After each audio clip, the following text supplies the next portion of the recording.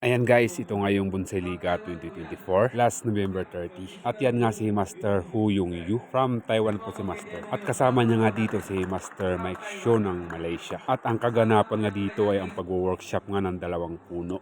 At ito nga ang win-workshop ni Master Hu Yung Yu. Isa nga itong variety ng juniper na chinensis. At sa araw nga ng pag-workshop na to ay maraming branches nga ang naalis. At sa oras na to, pagkatapos nga ng mga workshop ng ating mga masters, habang kinukuha ng video tong isang bantiking napakaganda. At ayan, inabutan nga tayo ni Sir ng isang malaking cuttings ng Chinensis Juniper. Galing nga sa workshop ni Master Hu Yung Yu. Pangalan niyo, Sir? Jesse Jesse Guzman. Di Guzman po. Thank you, sir. Ayan, bago nga ang kaganapan na to, habang kinukuhanan ko nga ng video si Master Hu Yung Yu sa pag-workshop nga ng Chinensis Juniper. Sabi nga sa akin ni Sir Jesse na bibigyan niya nga ako ng cuttings. Ayan, pagkatapos nga December 1, 2024, kinabukasan pagkatapos nga ng Bonsai Liga. Kasama nga yung binigay ni Sir Jesse Di Guzman, nakakuha pa rin tayo ng mga maliliit na cuttings kung saan pinagpilian na nga ng ating mga kapwa bonsaista. At ito naman guys yung binigay sa atin ni Sir Jesse na nag-isang malaking sanga. Hindi nga ako sigurado dito sa mga maliliit na sangang nakuha ko guys. Pero kinuha pa rin natin at magbabaka sakali lang.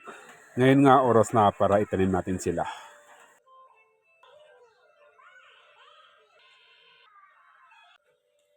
Dito nga guys, meron nga akong nireading 5 plastic pot. Sa totoo lang, hindi ko pa masyadong alam ang mga ugali ng mga juniper, lalo na itong mga chinensis. Ayan, buti na lang meron tayong mga idol. Kung saan nga share nila ang kanilang kalaman. Lalo na nga kung paano mag-propagate ng mga material na hindi pa natin masyadong alam ang mga ugali. Sa pamamaraan ko nga ng pagtanim ng aking cuttings. Ito nga ay napanood ko at nalaman ko kay Sir Jeff Di Guzman. Ayan, maraming salamat idol. Ayan, dahil nga sa turo mo, ngayon alam ko na ang pamamaraan kung paano mag-propagate nga ng chinensis, lalong-lalo na sa cuttings at syempre ang medium na gagamitin. Ayan, dito nga guys, pinagdikit-dikit ko na nga ang ating mga maliliit na cuttings sa isang paso. Gawa nga ng yan lang ang naiwan nating pubis. At nagkataon nga rin na wala tayong river sand. Ayan, walang problema yan kasi magpapaugat lang naman tayo dito sa paso na to.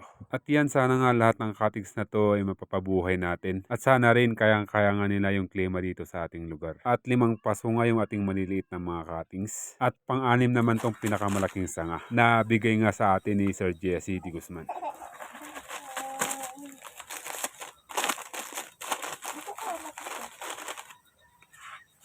So yan nga guys, ngayon tapos na tayo sa ating pagtatanim ng ating mga cuttings. At nasa 19 nga na piraso lahat ng ating naitanim sa mga paso. Ngayon naman akin na silang ipupwesto sa kanilang nalagyan. Siyempre shaded at may konting sunlight ang pagpupwestohan ko sa kanila. So ayan, sa part 2 nga nito, i-update ko kayo kung aabutin ba ng buwan o taon ang paglabas ng kanilang mga ugat. Sheesh.